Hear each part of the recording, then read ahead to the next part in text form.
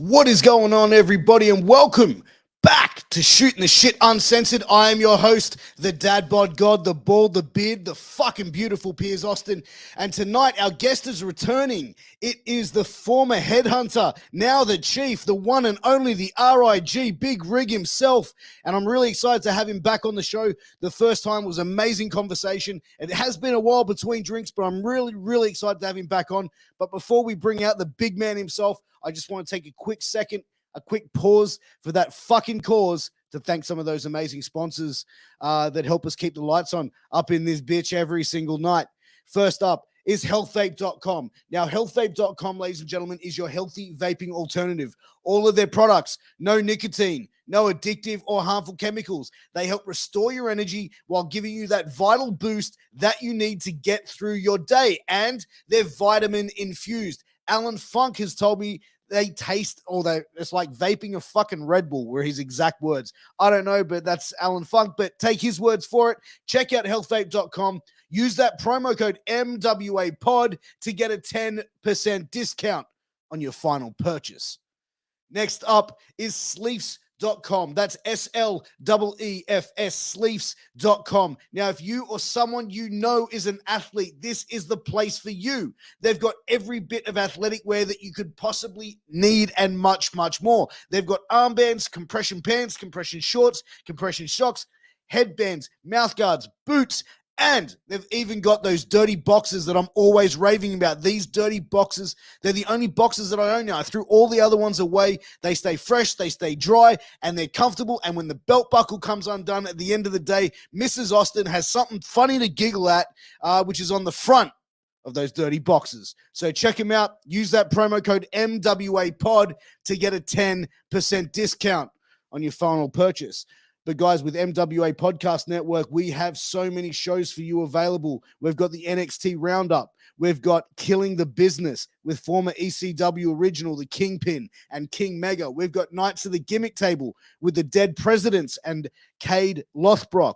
Guys, seriously, wherever you're finding us, give us a thumbs up, give us a like, give us a subscribe. If you're listening to us on a podcast platform, please give us a 5-star review. We appreciate it. But guys, without further ado, it's time to bring out the chief, Big Rig.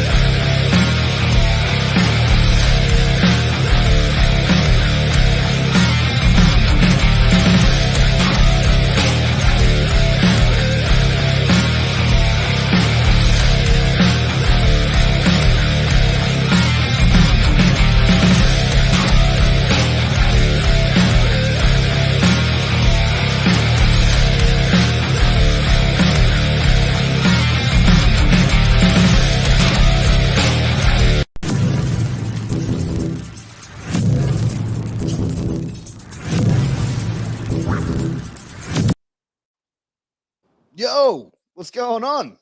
Piers, good to be back, mate. Mate, it's good to have you on. It's been a while. I think the last time I had you on was in 2020. Yeah, I'd done a quick scan over of our last one, the Savo, and you still had hair, so it's been a while. There you go. The beard's got longer, the top's gone thinner. Yeah, that's it. But dude, a lot has happened in the last 2 years, man. I think we've had like a couple of lockdowns since then. You know, you've gone through a bit of a transformation yourself. You've gone from being a headhunter to now the chief rig, and completely changed, ring attire, appearance, look. Dude, what was the whole reason for the change? I don't know. I think I'm pretty big on involvement in wrestling, and I don't like the feeling of when I've got a show coming up on the weekend. I want to look forward to it, and I feel as though if things get stale, it's time to evolve. So there was just, I don't know what the switch was, but I think I did as much as I could with the Hunter. It was a blast. It's as you can see behind me, she's up on the wall here in the ranch. It has been retired, but yeah, my other love it besides wrestling is rugby league. So to bring the Chief to life in a wrestling ring puts the two loves together. So yeah, all in all, like the Hunter, he had a good run. But yeah, I'm all about involvement, and that's sort of where I am right now. And you talk about bringing the rugby league style into the pro wrestling, which you're a big rugby league supporter. Anyone who's seen over the social media the last few days of you and some of those Newey boys causing a ruckus in Queensland, but absolutely, I think it's great what you've done with the change of character. Like it's a complete different look for you altogether, adding in like the bandage and the head tape as well.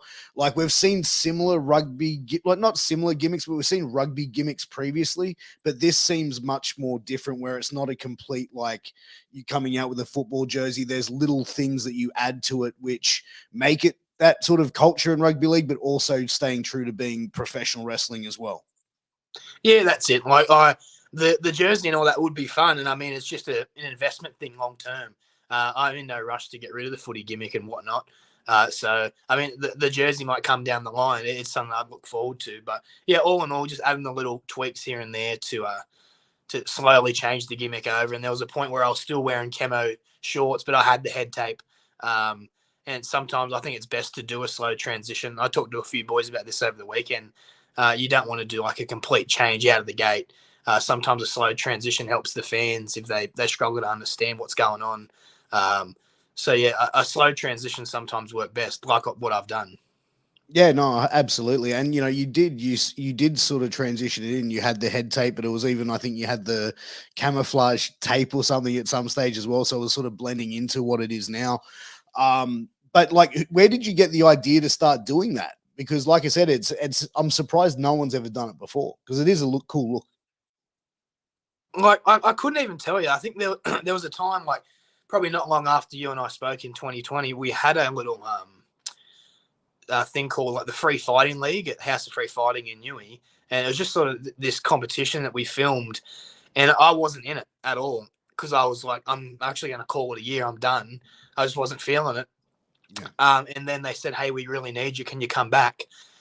And I was like, the gear we had to use like wasn't the Hunter character at all. It was quite bright and funky and whatnot. So I was probably watching footy and seeing it, and so I wouldn't mind throwing that in the gear, seeing how it looked. I got the footage back not long after we'd done some of those matches, and I was just frothing it. And I think, like, I mean, I watch the footy now and see the head tape Warriors, and it always gives me a bit of a popski. So I'm glad I can be bringing it to the square circle. It's funny, man. I like my young fella plays rugby league on the weekends, and he hates wearing the head guard. And I told him, I said, "Hey, man, you can tape the ears back up late." And I showed him. He was like, "No, I'm not doing that." I just thought I think it'd be pretty cool to see a 6-year-old running around like head taped up. It'd be good. Yeah, I was always like, I played like my whole junior period. I was always a headgear guy because I always had shorter hair. But yeah, I was always a headgear, but I don't see myself in the wrestling ring with a headgear on, mate. I'll stick to the tape. Yeah, exactly. But it looked, like I said, it looks cool, and it gives it a sort of another level of intimidation, and that's the thing as well, man. Like you put on a bit of size as well, man, like changing like the character as well. Was that something that you wanted to do, going into it as well, like bulking up a little bit? Towards the end, like the hunting thing was like probably my unhealthiest heavy. Probably around around the time you and I spoke, I was actually like above 115, maybe even, but not happy in a way. So when I did move to the Chief stuff, I sort of tried to bring it down, but I mean, just drop some fat really and just keep that muscle there. So all in all, it made me look a bit bigger, but I was just healthier. Yeah, well, I think it does, because you look bigger than what you did before, but more like as a healthy big, and not like, you know what I mean? Yeah. King Mabel big. Yeah, and like I had to I wanted to, part of the other reason I wanted to move away from the hunting stuff is I wanted to lose the singlet. There's certain things I consider myself a bit of an entertainer more than a wrestler, but like you've got to look like a wrestler when you're out there. You don't want to look like someone who's just wearing some street clothes. So it was good to put the work in and eventually lose the singlet. It was a pretty big milestone. Oh, 100%, dude. And, talk about milestones, man. Like you guys down at Newey Pro had a huge announcement. the other day with being on IWTV. Like that, we were just talking about that before we went live. That's huge. That is absolutely huge. Congratulations to you and everyone down at Newey for that. I know you have some involvement in a backstage capacity, but how long was this in the working for you guys to go onto IWTV, and what was it made you guys flip the switch and decide to do it? I feel as though, I've sort of taken a step back. I moved away from Newcastle recently. So there is a core group. If they need me, I'll jump in and help out. But I think they've been searching for a long time for a platform. It's just sort of figuring out who. And I think they've done a few live streams on YouTube. I think it's Gold Standard Productions who's been filming our shows, and they've been good. And we've been getting a good turnaround and whatnot. So I think it was just finding the platform. I don't know how many other platforms they went through because there is a few going around these days. Yeah. But I'm pretty new to IWTV. I'm excited. I mentioned to you earlier, I'm excited to see how it turns out. But yeah, all in all, I'm excited for Friday night. Hopefully people can tune in. Dude, IWTV is like Netflix for wrestling fans. It really is. The amount of times, like, I'll sit down there if the wife goes to bed early and I'll go, I'm going to go on IWTV. It's like sitting there going, what am I going to watch? I don't know. And I'll sit there for like a good 90 minutes scrolling through promotions and shows and stuff, because they all look so good. I don't know what to watch. Yeah, that's it. Well, hopefully you can jump on and watch some Newey Pro now if you're not coming up. Dude, absolutely. I'm definitely going to be tuning in live Friday night for this show. I'm really, really excited. Who have you got? Who are you facing this Friday? Mate, I'm in for a shocker. We spoke about earlier. Just come back from Brisbane. Big weekend with the boys. Yeah. I'm on a bit of a hustle this week to sort of get back in half decent shape the best I can for the show on Friday. I've got a number one contender match for the heavyweight championship. Myself, Matt Rogers, Ben Braxton, and Jackson Kelly. So it's about a 400 kilo match. So I'm not going to walk out of it easy. If I'm going to get the win, it's going to be a hard, tough one.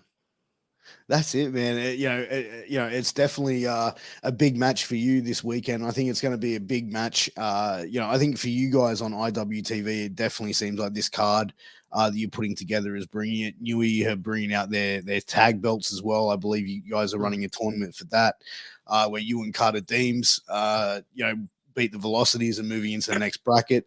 So there's definitely a lot happening down in Newcastle, man. Yeah, well, it's interesting for me, really. I mean, I jumped in this match because I sort of got I say I got screwed a little bit over at City Hall because I did pin Carter for the 3, but there was no ref in the ring, so that was a bit of a heartbreaker moment. So I'm sort of in the tag tournament for the straps, and I'm also doing the going for the heavyweight if I can get the win. So maybe a double champ in the near future. There you go, man. That'd be a first time in Newey, wouldn't it? Oh, something like that. There might have been one. Don't hold me to it because I'll get in trouble off some historian. But yeah, other than that, I'd be coming close, I think. Yeah, and you know what, man? Like, I think that with everything with wrestling that's been going on here in Australia, there has been a lot of amazing shows, and so much talent as well coming around. Like, you mentioned earlier that the Bradys are coming down to Newey this weekend. You're going to RCW. For a show or two. Man, there's a lot sort of going on in Australia for wrestling. I think that there's more platforms getting Australian promotions on board. There's so much eyes on this product. It's ridiculous. It's good. I mean, there's a lot of us that have sort of. I mean, I've wrestled in Canberra at Slam, but I don't really look at Canberra as in a state. I mean, it's a state within a state.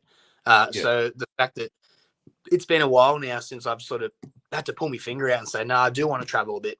So I'm glad that's sort of coming to life now. And there's going to be more opportunities for everyone else to do it. So, yeah, as I said, like all in all, it's exciting time for especially the newer guys that haven't traveled.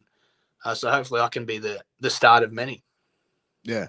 Do you mind traveling and going to shows and stuff, or do you prefer to stay local? No, I'd like to travel. It's just sort of waiting around for the right time, I guess. I've never sort of been one, and wrestling's changed a lot, and some people do the age-old thing, but I've never really messaged a promotion saying, hey, I want in. I sort of like the old age-old of just putting in the work, and they see my product and they want me. But I sort of in the last few months, I have sort of reached out to a few places and said, hey, I'm interested in coming down and seeing the product and meeting the crew. So it's worked for the better in a way. Oh, 100%. And, I think as well, like, because a lot of you guys obviously would be traveling together and sort of doing shows. So it'd be like traveling interstate with your mates and that for a weekend or a night or two, Yeah, that's it. Yeah, as I said, I hope a few of the other guys get picked up. There's plenty of talent to get around. Oh, 100%, man. And, like talking about some of the talent, man, like, you've trained some of these guys as well in Newey that are coming up. Dazza, who is now the middleweight champion down in Newey, and really sort of making a statement, in pro wrestling himself as one of the top performers in the country. So that must be pretty of achieving moment for you as well, being someone who helped him along the way. Yeah, he'll like you saying that. Nah, he's doing good, and he's sort of he took an idea and ran with it. I'd never take all the credit for it, but I had a few pictures. There's a few pictures in there that he sort of took and ran with it. He made his own over the last few years. So it's it is a proud thing every show when you see the character out there doing well. And like so many of the coaches that have brought the new crew up, it's always a proud moment backstage if you're watching the monitor in Gorilla there and you see him doing well. Or I think Carter says it here and there, like you see them do something that you taught them, whether it be a wrestling thing or a character thing. It's always pretty good to see. Oh, 100%. Because I think it as well, like it shows that someone's actually listening to what you're telling them and what you're laying it down for them, And I must say, though, I do think he's killing the gimmick, bro. Like, I've seen him on social media, dude. He's one of the most well-dressed dudes I've ever seen. I don't know about the Bogan Hogan, maybe about the Newtown Warrior, maybe. Yeah, he's come a long way. There's some photos he probably wouldn't want leaked. He's had a bit of a turn in the fashion game, so I'm glad he is where he is. And everyone, it's a good time when City Hall comes around because we have a media day where we go there to City Hall and we all dress up to the nines. And he's always best dressed. He's always got a fresh outfit for every media day. So we're going to have a new one soon. We spoke about the other day. It's heading into July, City Hall, which is Steel City Showdown on July 15. So that's we're heading towards winter. So he might come out with a bit of a winter wonderland outfit. We said the other day. We'll see what he comes up with. a Dazza onesie, maybe. Something like that. I couldn't tell you what it's going to be, mate. That's it, man. But as far as you now, like you did say earlier, that you were sort of feeling a little bit stale, with wrestling, and that hence the character change. Mentally and emotionally, physically, where are you at with wrestling now? Is it like for you? Is this like 100% where your passion lies? Are you seeing this as like, is that feeling still lingering for you, or is it now like you found that reconnected with your love of wrestling? I think it comes and goes for everyone. But right now, I spoke to probably the most passionate guy you'll ever meet in wrestling, Jimmy Townsend. He was up there at Magic Round on the weekend, and we had a good a passion chat. He sort of likes to call them. But yeah, I said I think I've signed on the passion contract for a few more years. I don't really have much going on outside of wrestling here and there. I got a few things, but it's like nothing really that's super crazy. It's going to take me away from the business. So I'm happy to go all in where I need to be.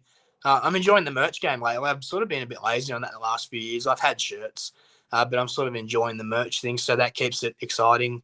And when you get good opportunities, especially with the new character coming through and you get to try new things, and especially now traveling a bit, meet new people. So yeah, I'd say that the passion's pretty high, and I'm ready to keep on pushing. That's it, man. And like I think the passion would be high as well when you're also doing a podcast in wrestling as well, man. Conversations with the Chief. Mentioned it earlier, dude. Like I listen to it regularly. I really enjoy it. Thank you. What was the whole start of you breaking into the podcast game? Like, what was it for you? The reason behind you getting in? It was a COVID thing.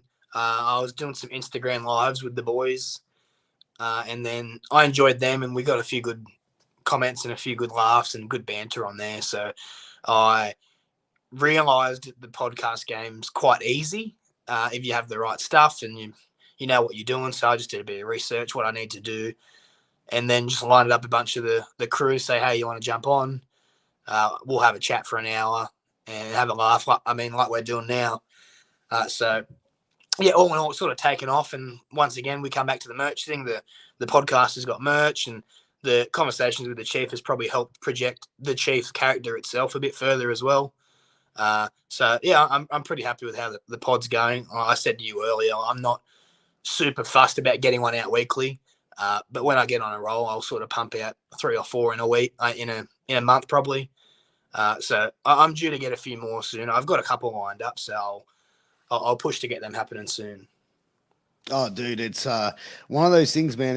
This game is addictive, but you got to have fun when you're doing it, because if you're not, it can be fucking tedious. You know what I mean? Like, you got to love it or not be doing it, because it can take a lot of time and dedication, man. But you definitely have a great show.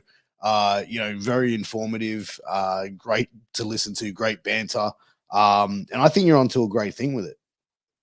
Yeah, as I said to you earlier, you get the privilege tonight because this is the debut of the conversation with the Chief set that I want to start filming for the show. But I said earlier, I just haven't got around to getting the camera. I've got a few lights and whatnot. But other than that, I'm just sort of figuring out where I want to go with the pod. And do I want to get a camera and start filming it so people can see us actually having a laugh in person, or are they just happy listening to it? But the setup's cool. Since we moved here, I made an effort to set up out here how I want it to be. So I'm always adding things to the ranch out here. I'm always taking gifts as well. There you go. If you want to send Headhunter a rig, not Headhunter, the Chief rig, a gift for the podcast room, send it down to Newy, and I'm sure he'll get it. But man, I tell you, that's the one thing. It's so to sit down and have these conversations with people, obviously, the people you've known for a long time, but, just having these conversations with people that have the same similar interests and passions that you do, and finding out about them as well, it just makes it's a very enjoyable experience. Yeah, it's funny too. You find out a lot of things. I'm really interested in finding out what sort of sports people done before wrestling. It sort of gives you a good idea of their sporting backgrounds and what they could probably do in the ring and whatnot. I'm a big sports guy, so anytime we love wrestling, but it's good to talk about things other than it. So that's what I, in a way, started the podcast as well, because wrestling's great. We love it, but there's plenty of other things to talk about. 100%. And like we said earlier, you don't want to be interviewing someone I don't even call it an interview really, but you don't want to be talking to someone, and I mention it on the podcast all the time, no one wants to hear about, where'd you start wrestling, time after time again, especially if you bring them on, you're using their time for the podcast. So you want to make it enjoyable for them. Yeah, dude. And I feel as well, when you ask the same questions, you're almost asking the same, different people, the same questions every single interview. And I think it's like anything. And as you said, in wrestling, you have to evolve, you have to adapt, and you have to change things to make them, somewhat interesting. Because sitting here reading a list of questions to someone and rattling them off isn't fun for the person asking them, and especially the person answering. Because sometimes it's all right, cool, you're not listening to what I'm answering, but you're just going off to the next. It's just boring. You gotta make it fun. And as you said, if you're not having fun, they're definitely not having fun. So it's something you got to play with and make sure everyone's having a good time. Oh, dude, for sure. And, even, how you were saying, not being able to be able to discuss things that aren't just wrestling. And, when I was listening, I think it was the Robert Oxley podcast that you did, which was sensational. Absolutely loved it. You were talking about traveling and traveling with certain of the boys, that once you've been finished the show, it's 10, 11 o'clock at night. You just want to kick back, and wrestling talk is the least that you want to sort of go into, man. Do you find that that's more of some of the newer, greener guys and girls that are coming up after the shows, and they're just so high from that moment, they just want to sit there and talk wrestling? Or is it just certain people, or? It's certain people. Those two, as we talk about, that's what the conversation was there. We're doing so many days in a row. So the wrestling part should be the show only. That other time away, enjoy the town, see what food's around, experience something new. So after you've a big night wrestling, those shows is a pretty limited crew, so it might be a double duty sometimes for the ring. So you're just buggered. So when you get back, there's it's usually the guy with bulk passion for wrestling, and they're just like, oh, I'm frothing it. But yeah, as you said, sometimes a few of those greener guys, but sometimes there's not those greener guys on tour because it takes a lot of effort to get picked up for one of them. So I mentioned about passion people earlier. I'm looking at Jimmy Townsend.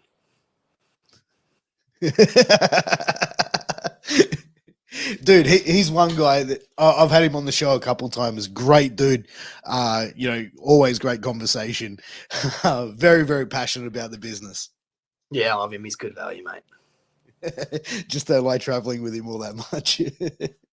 No, he's all right. It's just it'd be the one where it's like, you're laying in the hotel room after 5 nights of tour and the wrestling chat's done for the night. And then, like you'll just put the head on the pillow, it'll be sound asleep or something, and you'll just hear wrestling get played on the phone across the room or something like that. You know who it's going to be, but sometimes his passion radiates through to everyone else. So if someone's having a bit of a downer of a week, that might pick someone back up. So they're the good people to have around as much as you want to clock them in the jaw sometimes. Oh, dude.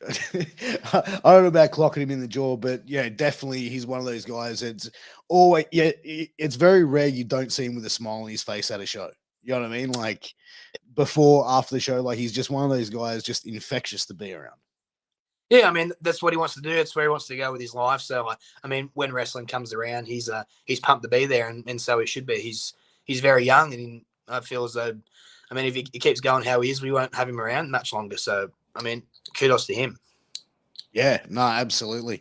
But you mentioned earlier as well the little bit of travel and going to interstate, going to Canberra, going to RCW in Adelaide. Internationally, is that something you want to explore? I mean, if it's there, I'd probably wouldn't book like a wrestling trip just to go everywhere. Maybe if I was going on holidays and there was things around, I'd duck in and see if there was any opportunities there. But other than that, I mean, I wouldn't mind just getting around the country as is for now. I mean, I haven't been anywhere. I've sort of just stayed around here. So I think the first few steps would just be getting around to all the states that are interested in me, the companies that are interested in me. So there's a few like I haven't worked or a few I haven't worked in a while. So, I mean, there's so many opportunities. But yeah, if the international thing popped up, sure, I'd take it. But that's a tough one for me now because like we spoke about the changing of the gimmick. The headhunter, as soon as he comes out the curtain, you know who he is, but maybe overseas they don't know what rugby league is. They might know what soccer is or something. So it'd be a bit more work to get over. Yeah, I mean, there's different things I think you could definitely do, but I think like because your character, you're not coming out there with a rugby league ball kicking it. Yeah, not that I've seen recently. I think the look in itself would get over by itself because you look like an intimidating motherfucker, and you come out with that. Like I said, the head tape, it just adds to that intimidation. It just makes you look like a mean motherfucker. I think it would get over huge over in the States. Yeah, I mean, I'd definitely like to try it. It'd be cool to see how it does get over. It's just sort of picking and choosing where I'd sort of want to go or who would want me. But yeah, I'd be interested to see like how I'd fit in and what promotions I'd like to work for. There's obviously, I don't see myself going over there anytime soon. But as I said, whoever wants to give it a run, I'd be happy to go there. Oh, 100%. It's the opportunity comes knocking, you can't say turn it down, that's for sure. But as far as you, like what is your main goal now in wrestling? Is it just to sort of go out there, have fun, be consistent? Like, do you have sort of set goal where you want to be now? No, you said it there. I'm just having fun. Once again, like want to get out, go new places, meet new people, up the night show. Let's go, mate. But yeah, like I just want to get out, have fun. I say to the boys all the time, like I'm just having fun this year.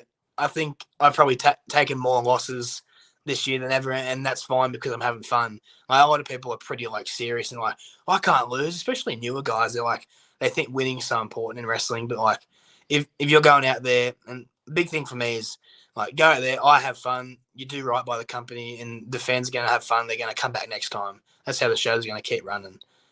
So for me, yeah, just have fun, meet new people, go new places. Other than that, I'd be happy with that. But that's the thing, man. The wins and losses, it means nothing really in the grand scheme of things in pro wrestling. And Yeah, I think as well, like you can see people go out there and I think someone like a Dolph Ziggler is a prime example who's lost more matches for one of the biggest companies in the world, but yet he's probably one of like goes out there and puts on some of the best matches and the most entertaining matches and stuff like that. So yeah, you can't say that they're burying him when he's losing because he's going out there and getting over because whether he's a heel or babyface, he's getting the reaction that he wants. He's making you believe in that moment. He's done his job. And like, I don't watch wrestling much anymore, but from when I like, as you mentioned, Dolph there, like probably the last time I seen him, and when I was watching it, like he was never like someone that when he'd come out, people would go, "Oh, it's him again." Like they knew they were going to get a good show, and he was entertaining. Yeah, so he's a great example. Yeah, and that's the thing. I don't even think like I don't even think I think if you're a good performer in ring, you're a good talker, can promo, you have a good look. It doesn't matter how many matches you win or how many matches you lose. Once you get over with that crowd and they believe in you, you're set. You're a made man. Just have fun, mate. That's all it is. Just having fun. Oh, 100%, dude. And it shows as well. Like if, someone's not enjoying what they're doing or not, 100% invested in it. And that shows in the product. That's it. And like, if someone, and you can tell like when you get to a show and someone's just not the right vibe or like they're there for themselves, those people don't last long. Like these days, I think culture is pretty important. And if there's someone who's got a big head or whatnot, they're not going to last too long. So you want to make a good environment everywhere you go, where everyone is comfortable and happy, and they're all there for the same reason because we love what we do. Yeah, exactly. And that's the thing that I've seen in most locker rooms or most companies that I've been around and had the fortune of working shows with is that a lot of them, everyone is there together. Everyone's there putting the ring together. Everyone's talking and socializing, mingling with each other. There's not like people segregating or going off, oh, like these people are over there, not talking to this group and stuff like that. Like it's a very cool environment to be around for most places. Yeah, and I still see you see the I don't know how I'd pronounce it. There's like little gossip groups here and there, and it's just like, why are they there? Like they're just there to ruin other people's day and whatnot. So if you're not there for a good time and once again just having fun, then you're just wasting everyone's time. Oh, you know what? And that's the thing, dude. I've said it before. It's like no one's planning their retirement, while wrestling here in Australia or wrestling in the Indies. You know what I mean? You've got to be enjoying it. You've got to having fun with it. And the gossiping and all that sort of shit, man. Like that toxic behavior, like why? Like we all love the same thing, right? You guys all love the same thing. You're all part of this business for a reason. Why bring that shit into it? It's just high school shit, mate, and just I mean, it's probably another thing. I was quite lucky. I come in late years of high school, so there wasn't many other high school age kids around me. So I sort of had to come in and pull my head in straight away because everyone was mid to late 20s at the time, and I was maybe 17. I was just on my red peas. That was my first news show the day after I got my red peas. So I was shitting myself driving there because I still didn't really know how to drive by myself. But yeah, like these people come in so young, and it's sometimes a bit of a reality check, or they just don't last. They can't deal because they're like the popular guy in their friend group at school, but then they're a bit of a nobody when it comes to the training side of things. So some people adapt, and then some people just can't take it, and that sort of sorts it out. Dude, you mentioned, going to Newey at 17, right? And started training there. And I think like, you're training with people that are like mid to late 20s. I think when you're a product of your environment with a lot of things, with a lot of times. And I think when you're around a lot of older people at a young age, it forces you to like pull your head in and act mature. You might say a couple of things that are sort of out of left field, and you see that you don't get the reaction or the pop that you'd get from your friends when you're a teenager, and you sort of like slowly adapt to that, Yeah, there's a few pics. I'm a big fan of going on my Facebook and clicking memories every morning and seeing what's coming up because I've been on Facebook since 2008, and I know Facebook's on its way out. But there's some cringy stuff on there that I've said and posted from the last couple of years, and some of the photos of me when I first started wrestling with trainees that aren't around anymore, but just photos of us like in the ring, arm in arm and shit. And it's just like, if I seen that now, I'd be like, oh, this is the cringiest shit. But I'm glad that I've done it, so I know it's bad. But I think you've got to be able to do bad shit and like you improve from there, man. Like, yeah, I mean, I'm sure there's nobody in the history of the business has gone, you know what? I've had a fucking stellar career from start to finish. I've never done anything embarrassing. Like, Yeah, I think you've got to have those embarrassing moments to evolve. 100%. There's plenty of them. But dude, like 17 years old, like you started training, dude, like walking into that environment, you know, as you said before, grown fucking adults, you know, mid to late 20s that you're training with there, you being the only teenager there. Was that an intimidating thing for you to walk into? I don't know if it was intimidating. It was more so just like, uh, no, yeah, it would be intimidating because I was out of shape. I had finished like footy a year and a half or something beforehand, so I wasn't playing sport. I was out of shape. Um, so it was a rude shock for the tryout because they just drill you. And it was still like the sorest I've been after something that day. Like, I haven't been sore since. Um, so yeah, it was intimidating. But once you sort of get in, once again, we come back to the we're all there for the same reason type thing. You start making connections, and that's when I sort of had to grow up straight away. No one else is there at my age. No one else probably had the same humor as me until a few of the other idiots come in that I've aligned myself with. So other than that, like, it's just like, yeah, meeting the crew, like you go to their level because they're not going to come down to your 17-year-old shitty banter. So it was a very quick growing up type thing. Oh, dude, yeah. Like, and you know what? I think as well from a maturity and a life lesson as well, it'd probably like benefit from you as well, like being at such a young age and being around these people that are older and stuff like that, because you're developing socially more than anyone else would be doing at that age, who's just hanging around like 16, 17 down at the skate park, smoking darts behind the dunnies. Yeah, like there was a few times where I'd almost feel myself going between two people, but within the same body in a way. Because I was like, I'd go to a wrestling show and be like, try to be cooler and more like grown up with some of the trainees and the coaches and whatnot. And then the next night I'd go catch up with a few mates at the pub, and I was like, oh, I can sort of relax a bit here because they're not going to want to see me be this cool, like grown up sort of person. They just want to have a beer and just have a laugh and whatnot. So yeah, you're sort of going between like two sort of people, but I get again like it's just good practice. Yeah, 100%. I mean, it's good that you can sort of still have that connection with your friends as well at that age and sort of be like, because I think a lot of people, once they start finding stuff new, new things come into their lives, whether it's like sport, wrestling, women, the opposite sex, whatever it might be, like there's always a shift and a change. I think, especially when people are around that 16, 17, 18-year-old mark, there's always a shift in change for some people.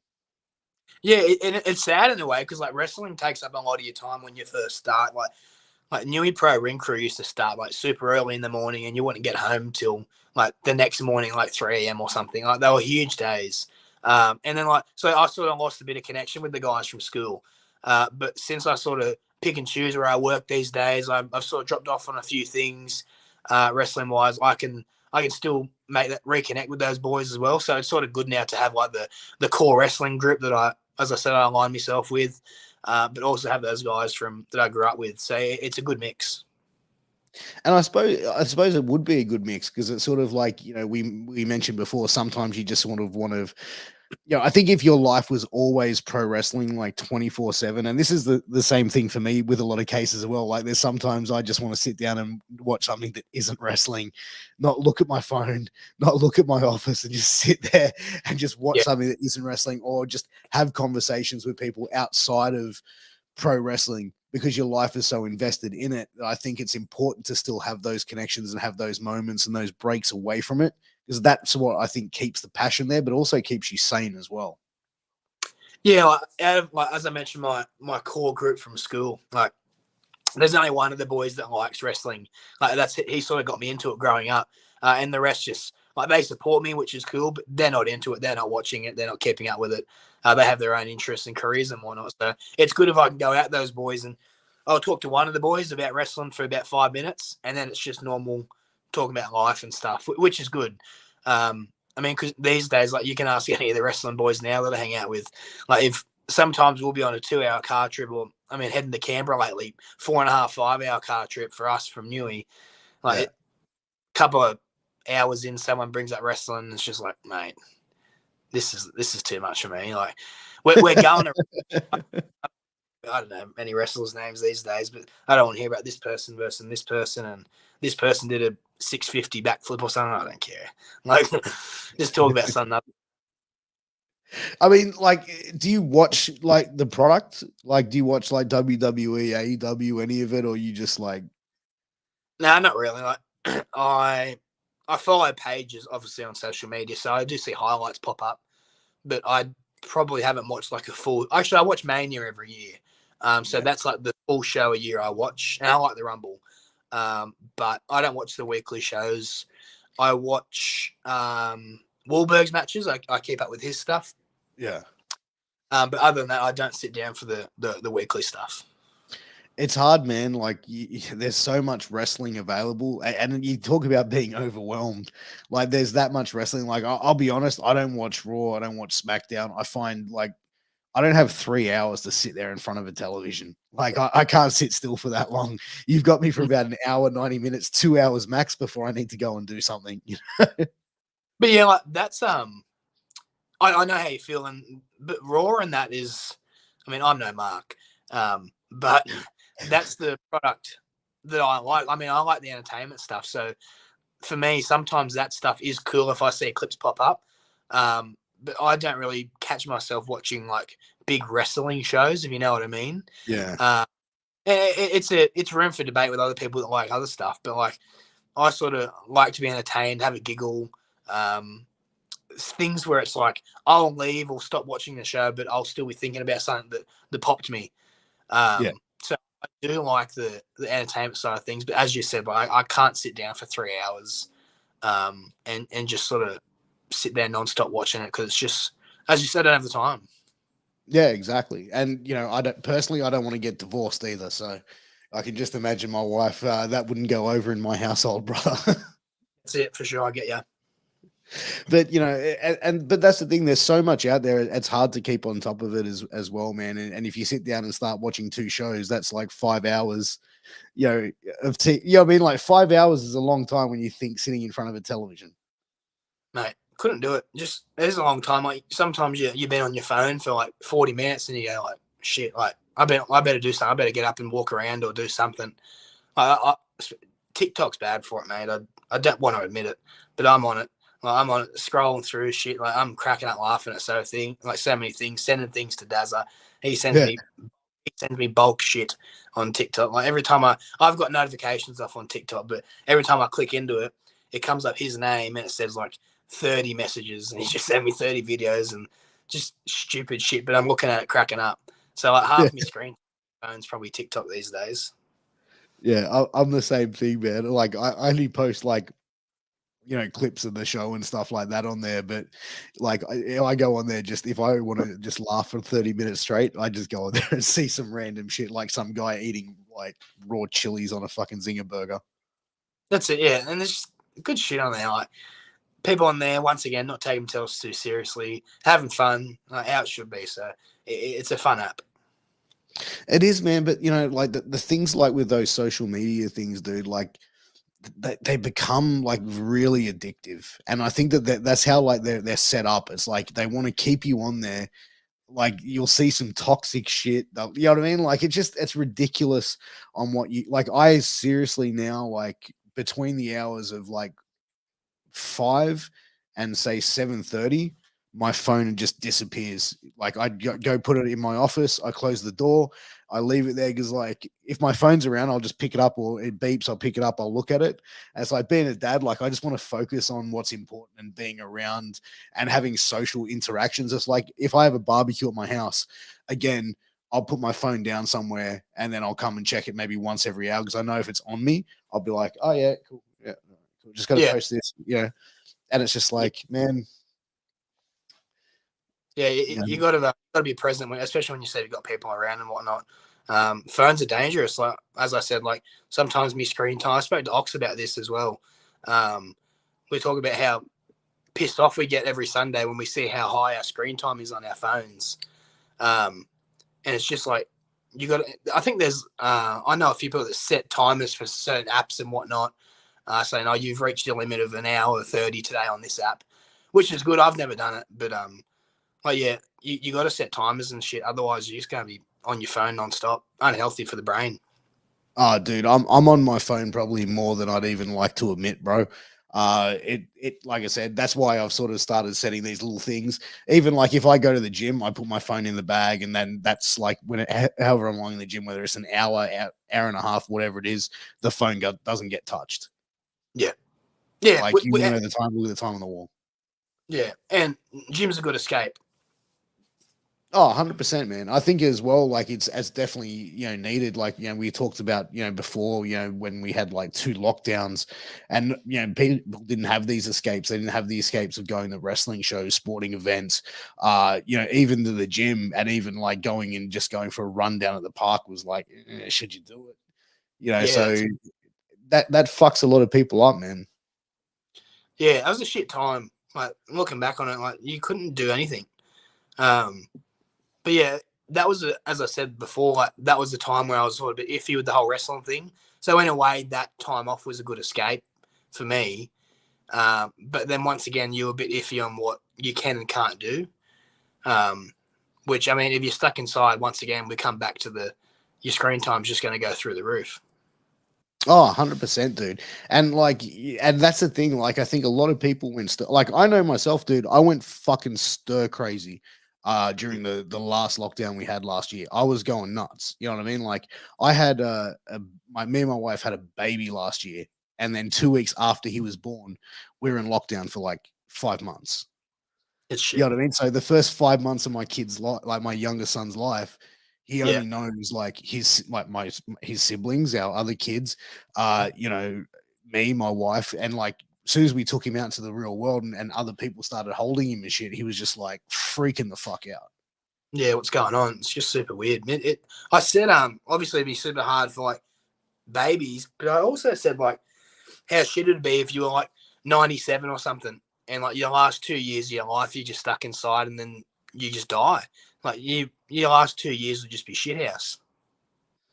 Yeah, it would be, man. And you know what? Like, I think if I was in that situation, I'd just be like, "Fuck it, I'm going out." Like, you know what I mean? Yeah, Like, I'm gonna go live my life. Yeah, I'll get a fucking fine. No worries. I'll pay it when I'm dead.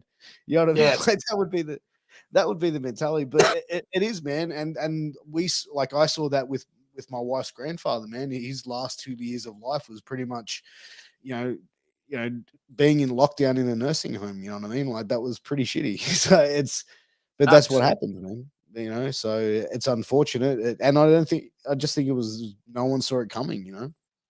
No, you can't see that sort of stuff coming. But like I think we're definitely onto greener pastures now. Like seeing stuff like opening up. Everything is back at full capacity.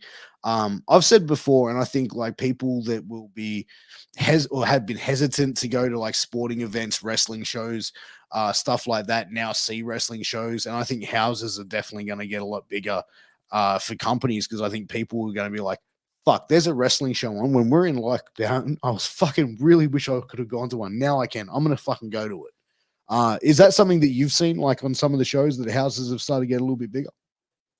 Yeah, especially like the big city hall ones have been really good. Like that's a a big passion boost for everybody. Like some shows are still small, some people are a bit iffy about it. But I mean, like going back to when I said I was in Brisbane on the weekend, like the Saturday night was sold out, 52,000, and like everyone was there enjoying a good time. No one's worried. Obviously I've seen masks at the airport, but there was no masks at the game. Yeah.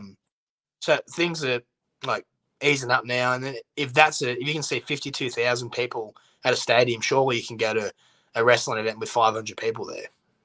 Oh, 100%. And like I said, it's, the fact that 52,000 people, man, turning up for a sporting event, Mm. massive amounts of being able to do that now, like massive amounts of finally and relief, I think, for a lot of people to be able to go there. Because, like, I don't know about you, man. Like, I watched like rugby league with like no people in the crowd. Like, I watched some wrestling shows with no people in the crowd. And it's like, those are the sports that are like, I think any sort of combat sport or physical sport really, rallies off like a live crowd, live audience, like a rugby league, like rugby union, like wrestling, like boxing, Yeah. whatever it may be. That really, that adrenaline is fired, I feel, by the crowd in a lot of cases. Yeah, atmosphere is important. Like if I get a word during the week that, hey, this show's pre-sale tickets are looking pretty slim, I'll just be like, oh man, you're joking. Like I'm obviously still going to go there and get the job done, what the company needs and whatnot. But the excitement isn't there as much because you want that, you want that response. I mean, that's why we do it. If the fans that coming through the door, then why are we doing it? So I mean, hats off to everyone that performed during the COVID time with no fans. Like Hundred I didn't percent. I didn't have to do that. I didn't do any shows during then, so like I couldn't tell you how it was. But yeah, like the crowd for me is super important. Yeah, I think so as well. Like for me, like I said, watching football games especially, like it was just like you know what I mean? Like I couldn't really get into it. Same with even wrestling stuff. When they piped in the sound and stuff, I was watching certain things on Yeah. on WWE to check it out, and I was just like, it's not the same. No, the piped in sound, I didn't like that. It's just like because you're not getting the response. Like they've said, okay, you're going to get a response for this move. Like since it's fake sound, so like you want the stuff like they probably put a sound on for a drop kick, but if it was a live crowd, like a huge right hand might have got the biggest pop of the night. So you just can't like it. There's nothing like a normal crowd. No, 100%. 100% correct. But, as far as, one of the things I wanted to talk to you about as well was IWA. We spoke a little bit about the traveling shows and stuff like that. For you now, like being in IWA, you are pretty much one of the vets there in most locker rooms that you go to. But IWA, is there talk about moving you into the main event picture now? It's sort of what I'm chasing, but I mean, I don't have much of a voice there. I mean, I put forward ideas here and there, but I sort of leave that up to them. But yeah, I am chasing that sort of main scene. I'm having a blast at IWA. We done the golf gimmick on tour, Loved and it. they Mercedes and the staff in IWA said, mate, would you be happy to bring this to the Sydney shows? And I said, yeah, for sure. I'm happy to do it. And sort of like a Mick Foley, if you will. You never know what sort of version of rig's going to show up. So Yeah. that's sort of what I'm playing with at IWA right now. I mean, the Hunter might make a return. You never know. But other than that, yeah, I'd be pushing for the main scene. I mean, right now, Chris is leaving. So it sort of leaves the door open to who would be taking on the Boot. So the Boot and I are good mates outside the ring, but we also have a pretty good chemistry in the ring. So I mean, if that's where the story of the Chief leads towards Chief as the Golden Boot, then that would be good fun. I've never had the IWA shit. Man, and that's the thing. You versus, Jackson, I think would be a great matchup. Both of you guys, amazing performers in ring, both great character work as well. You mentioned enjoying working for IWA, and I always love being at IWA shows and being around the IWA crew because it's always such a fun atmosphere. It's always fun getting to see a few magic tricks from Magic Mark as well. I always put him over, brother. I dig it. But it is, they've been around for such a long time. They cater to such a great niche of an audience. I don't want to say niche, but such a great audience, and they get some amazing turnouts for their shows as well, man. Like one St. John's Park show, I think you did like the cannonball onto Jude London, like popping out the bottom turnbuckle and rope. That was like, dude, that was one of the biggest pops I heard that night. That was ridiculous. Yeah, they're very good at every little thing about promoting a company in a way. Like it just comes down to the smallest things, and they have a really good video web. Like their videography guy, like he's great. He does stuff for IWA and Newey, and that little stuff just goes a long way. I mean, you see how well Jax does the stuff in PWA, and it's sort of just another person to do that, but for these other companies. So, I mean, the promotion, I mean, the product, as you said, the vibe there at IWA is probably the epitome of just have fun. I call IWA very stress-free. There's not often I go there and I'm shitting bricks or I'm worried about the day or whatnot. It's you go there, the vibes are chill. You do what they ask you and you go home. So it's a good crew, and what they got going there, and what they've had going for nearly longer than I've been around, alive more around. They just get it, which is good. And it's good for the fans, good for the workers, and yeah, it's a blast. It's always been a great atmosphere. Like, I even remember going to shows back in the early 2000s, like 2001, 2002 at IWA shows, and it was always the same. Just really fun atmosphere, cool people to be around, and great show. Yeah, I always look forward to going there. Once again, like every now and then you get the show, as you do in every company. Hey guys, the crowd's not going to be the best tonight. Just sort of do what you can. But most of the time, the crowd are there for it. And it's a blast, especially, as I said, now they're letting me try new characters and just do what I want to do and have fun. Oh, exactly. But it is getting to that time, ladies and gentlemen, where it is time for 60 seconds with Piers. We have told Rig how this new game goes. We have given him a brief. How it works is, for all of the first-time viewers and listeners, is I've got a bunch of questions. I'm going to fire off. Rig has 60 seconds to answer as many as he can. Rig, are you ready to get this game started? Good to go. Okay. Gold class or VMAX? Gold class. What TV series could you watch over and over? Oh, shit. I'm going to skip it, mate. I'll be thinking about too long. Home barbecues or nightclubs? Home barbecue. What is your go-to drink? Plain old beer, mate. Plain old beer. Which reality show would you rather appear on, Survivor or Married at First Sight? Survivor. MasterChef or My Kitchen Rules? My Kitchen Rules. If you were given $1 million to start a business, what would the business be? Banking or something that's going to make me more millions of dollars. Would you rather fight 100 horse-sized ducks or 2 duck-sized horses? 2 duck-sized horses. There you go. Which board game do you always win at? Monopoly. Would you rather own your own boat or own your own plane? Plane. One has to go. Game of Thrones, Lord of the Rings, or Harry Potter? Lord of the Rings. In 5 minutes, you are being shipped out of space. What 2 personal belongings do you take with you, excluding human beings? Pair of undies and a beer. That has been 60 seconds with Piers. And Rig, when he gets taken out of space in 5 minutes' time, he's going to take a clean pair of undies and a cold beer. Can't blame that. But Rig, where can everyone find you on social media, and where can people get some of that amazing Rig merch and conversations with Rig merch? So it's all changed recently because of the name change and whatnot. So the Instagram is @thechief.rig, Twitter is thechiefrig, and Facebook's just Rig.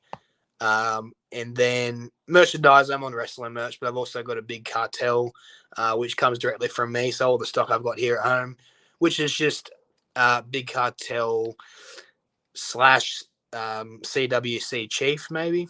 If not, it's in my link tree in my bio on my Instagram. So yeah, check it out. There you go, guys. Go check out Rig. Give him a subscribe. Give him a follow. Give him a like. Also, guys, huge shout out to our sponsors, healthvape.com and sleeves.com, for their support for MWA Podcast Network, Shooting the Shit Uncensored. Go and check out those amazing products that these guys offer. Use that promo code MWA Pod to get a 10% discount on your final purchase. Guys, also make sure you tune in to Night to the Gimmick Table this coming Thursday, Australia time, 10 a.m., which is Wednesday, 8 p.m. USA Eastern time. The guys have a great show for you that they're bringing. Also, make sure to check out Killing the Business this week, which will be Friday morning, 10 a.m., which is Thursday, 8 p.m. USA Eastern. You won't want to miss it. And guys, I am going to be having on director Ben Anderson on the podcast from PWA on Thursday night at 9 p.m. Australian time. So make sure you tune the fuck in for that. But Rig, thank you so much for your time on the show. It's always a pleasure to catch up and talk with you whenever I have the opportunity to. Thank you again for your time. I really appreciate it. Thank you, mate. Part 2 was fun. Hope to see you again soon. Absolutely, brother. Till then, guys, take care. All the best. We'll see you soon. Peace.